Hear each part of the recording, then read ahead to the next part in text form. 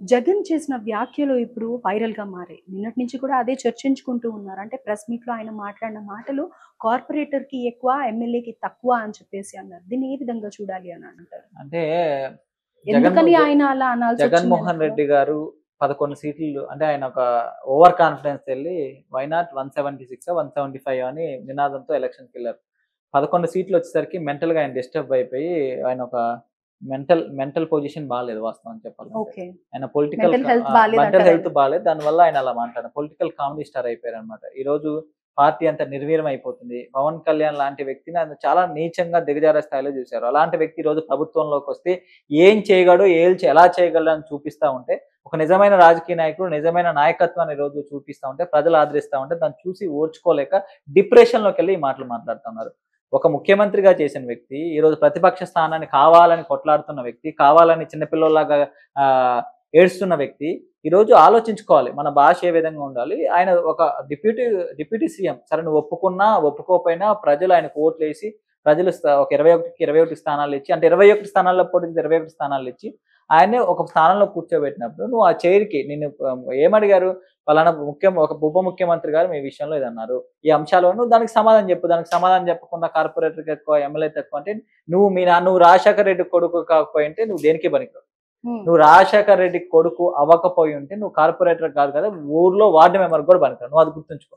కానీ పవన్ కళ్యాణ్ గారు అనే వ్యక్తి ప్రజారాజ్యం ఫెయిల్యూర్ తర్వాత రాజకీయాల్లోకొస్తే నీ అన్నలాగా నువ్వు కూడా పార్టీ అమ్ముతావు అనే ఒక నెగెటివ్ ఫీలింగ్‌తో రాజకీయాల్లోకొస్తే 2019లో దారుణమైన పరిస్థితులు ఓడిపోతే అయినప్పటికీ 5 సంవత్సరాలు ప్రజల కోసం పోరాడి ఈరోజు 21కి 21 సీట్లు గెలుచుకొని నీకు 11 సీట్లు వస్తే ఆయనకి 21 సీట్లు వచ్చినాయి.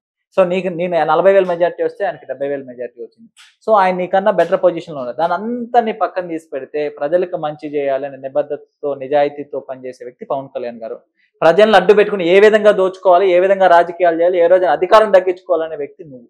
సో నీ మనస్తత్వానికి ఆయన మనస్తత్వం చాలా తేడా ఉంది. నువ్వెంత అరాచకంగా పరిపాలన చేసినావు, ఏ విధంగా ప్రజల్ని హింసించును, ఏ విధంగా మహిళల్ని హింసించును, ఏ విధంగా నీ ఇంట్లో ఉన్న తల్లిని, చెల్లిని కూడా హింసించి నీ అధికారం కోసం ప్రజలందరూ చూస్తా ఉన్నారు. నిన్ను పవన్ కళ్యాణ్ కార్పొరేటర్‌కి ఎక్కువ, ఎమ్మెల్యేకి తక్కువ అని విమర్శించే స్థాయి నీది కాదు జగన్మోహన్ రెడ్డి. నువ్వు నిన్న ఒక్కసారే పవన్ కళ్యాణ్ ఎమ్మెల్యే నీ ఏదో రాత బాగుంది. మీ నాన్న పేరు చూసి ఈరోజు ఒక్కసారి చీఫ్ మినిస్టర్ అయినావు. నువ్వు జీవితంలో మళ్ళీ ఎమ్మెల్యే కూడా అవ్వలేవు జగన్మోహన్ రెడ్డి గారు. ఇప్పటికైనా 11 సీట్లు వచ్చింది. మీకు కొంత ఓట్ పర్సెంట్ షేర్ వచ్చింది కాబట్టి, కొంతమంది ప్రజలు మిమ్మల్ని నమ్మి ఓట్లేశారు కాబట్టి, ఆ ఓట్లేసిన ప్రజలు కూడా ఈరోజు ఆయనతో లేరు. కానీ ఒక బాధ్యతాయుత వ్యక్తిగా పార్టీలో వాళ్ళు కూడా లేరు కదా! లేరు. మా బాధ్యతాయుత వ్యక్తిగా మసులుకొని ఆ 10% 20% ఓట్ షేర్ ఉండుంటది నీకిప్పుడు. ఎలక్షన్స్ 40% ఈరోజు అది కూడా పోయి ఉంటది. సో వాళ్ళ తరపున పోరాడే విధంగా బాధ్యతాయుతంగా ప్రవర్తిస్తే మంచిగా ఉంటదని ఈ సందర్భంగా హెచ్చరిస్తా ఉన్నాం. నీకు అంత సీన్ లేదు జగన్మోహన్ రెడ్డి. నువ్వు ఒక మెంటల్‌గా డిస్టర్బ్ అయ్యి మెంటల్‌గా మాట్లాడుతున్నావు. దయచేసి నువ్వు హెల్త్ కండిషన్ కూడా చూసుకొని ఖచ్చితంగా నువ్వు ఒకసారి హాస్పిటల్‌లో చూపించుకుంటే చాలా మంచిది. ఎందుకంటే నీకు పవన్ కళ్యాణ్ గారి మీద అసూయ ద్వేషంతో నీకు ఎసిడిటీ పెరిగిపోయినట్టుంది. అసూయ ద్వేషానికి మెంటల్ హెల్త్‌కి కూడా నీకు చాలా ఇబ్బందిగా ఉంది. డిస్టర్బ్ అయితున్నట్టున్నావు.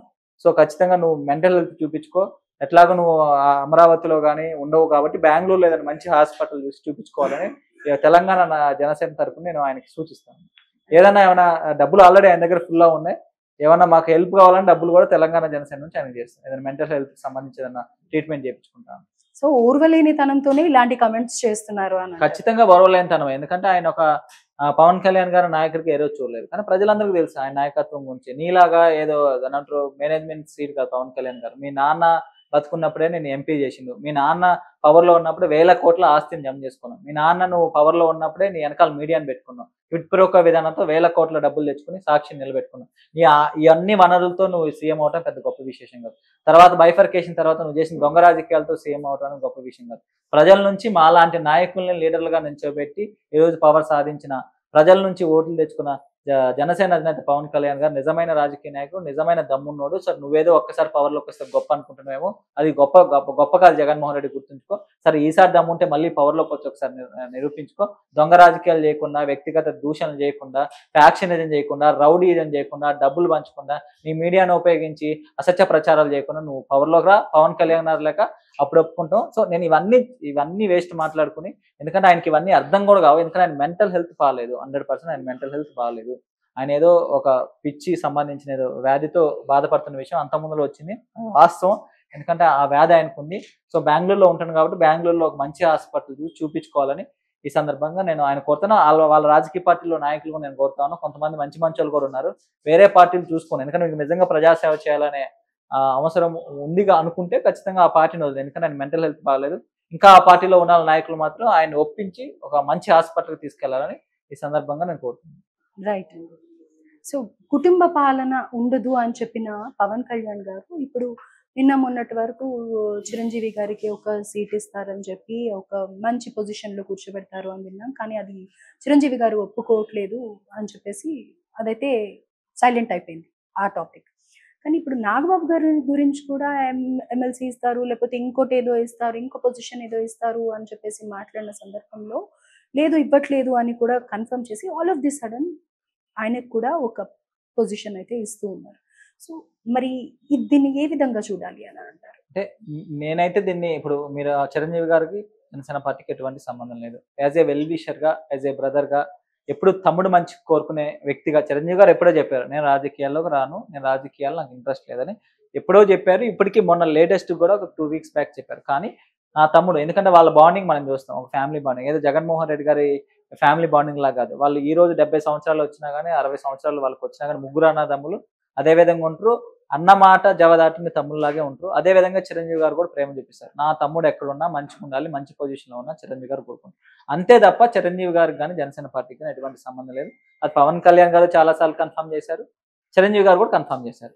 ఇక చిరంజీవి గారి విషయంలో ఎటువంటి ఆఫర్‌ను కూడా జనసేన పార్టీ గాని, ప్రభుత్వంలో ఉన్న వాళ్ళు కూడా ఎవరు ఆఫర్ చేయలేదు. సరే బీజేపీ ఆఫర్ చేసిందో అది మనకు తెలీదు. ఎందుకంటే ఏదో జనసేన పార్టీ కోసంగా నేను చెప్తా ఉన్నా. నాగబాబు గారి విషయంలో కుటుంబం అంటే ఖచ్చితంగా మేమందరం ఒప్పుకోం. ఆయన కుటుంబం అంటే జనసేన కుటుంబం గాని, మెగా ఫ్యామిలీ కుటుంబం. ఎందుకంటే గత 5 సంవత్సరాలు అంటే 2014 నుంచి 2019 వరకు ఒక ఫేజ్ అయితే 2019 తర్వాత ఒక చాలా క్రిటికల్ ఫేజ్. అసలు పార్టీ ఉంటదా? పోతదా? పార్టీ కలిపేస్తున్నారు. బీజేపీలో కలిపేస్తున్నారు. దాంట్లో కలిపేస్తున్నారు. ఒక సీటే వచ్చింది. 7% ఓట్ షేరే వచ్చింది. పవన్ కళ్యాణ్ రాజకీయాల్లో వదిలేసి వెళ్ళిపోతా ఉంటే ఆ మానసిక సంఘర్షణ ఏ విధంగా అనిపించినా మాకు తెలుసు. తెలంగాణలో గాని, ఆంధ్రాలో గాని. ఇక తెలంగాణలో అయితే ఆంధ్రాలోనే పార్టీ లేదు. తెలంగాణలో మీరేం చేస్తార్రా భయ్ అనే ఒక ఈ విధంగా తీసుకొచ్చారు. అలాంటి పరిస్థితుల్లో మాతో పాటు పోరాడిన యాజ్ ఏ కార్యకర్తగా పోరాడిన వ్యక్తి నాగబాబు. గత 5 సంవత్సరాల నుంచి మా దగ్గర ఖమ్మం డిస్ట్రిక్ట్ కూడా వచ్చారు ఆయన 2 సార్లు పర్యటనకి. ప్రతి జిల్లా ఆయన ఆరోగ్యం సహకరించినా, సహకరించకపోయినా ఆయన వయసు కూడా దగ్గర దగ్గర 60 సంవత్సరాల పైన. ఆరోగ్యం సహకరించిన ఒక కార్యకర్తగా పనిచేశారు. అది ఒక ఇంతకుముందు చేసిన వాళ్ళు కూడా ఉన్నారు కదా ఇంకా. నేను చెప్తున్నా మీకు అదే చెప్తాను. జనసేన పార్టీ రాష్ట్ర ప్రధాన కార్యదర్శిగా ఆయన ప్రతి ఒక్క జిల్లా తిరిగి పార్టీ ఆర్గనైజేషన్ చూసుకొని పార్టీకి అన్ని విధాలుగా చివరికి వాళ్ళ కొడుకు వరుణ్ తేజ్ కూడా బాబాయ్ అని కాకుండా ఆయన ఫండింగ్ ఇచ్చారు. ఈయన ఫండింగ్ ఇచ్చారు. సో ఇవన్నీ చూసినప్పుడు ఒక కార్యకర్తగా పార్టీ